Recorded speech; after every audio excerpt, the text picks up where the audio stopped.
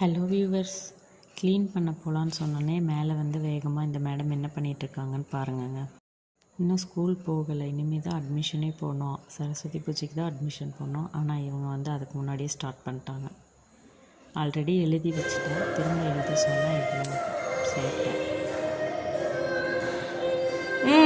அப்புறம் அழகா போடுறியே. சரி, பரவாயில்ல. அடுத்து பரவாயில்ல. அது கண்ணாடியில் கை இடிச்சிச்சு, இன்னும் கொஞ்சம் கீழே எழுது.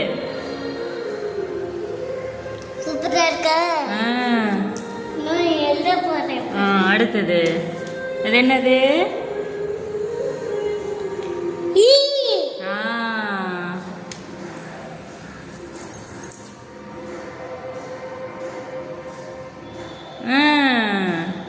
அடுத்து ஜி.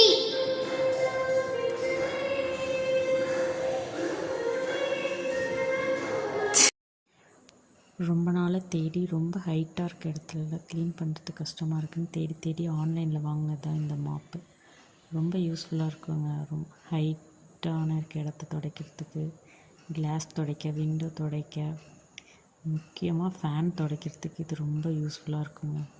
பழைய வீட்டில் இருக்கப்போ ஃபேனில் ரொம்ப டஸ்ட் இருக்கும். கட்டில் மேலே ஏறி அதை க்ளீன் பண்ணி மந்த்லி அவ்வளோ டஸ்ட் இருக்கும். இப்போ இது ஈஸியாக இழுத்தமாக துடைச்சோமா, வேலையே சிம்பிளாக முடிஞ்சிடுச்சிங்க. இங்கே பாருங்கள், இந்த கிட்டத்தட்ட சீலிங் வந்து கீழேருந்து 22 அடி, அதே மாதிரி கிட்டத்தட்ட 16 அடி இருக்குங்க அந்த நான் இப்போ துடைச்சிட்ருக்க ஜன்னல். நான் நின்ன இடத்துலேருந்து ஈஸியாக எப்படி துடைக்கிறேன்னு பாருங்கள்.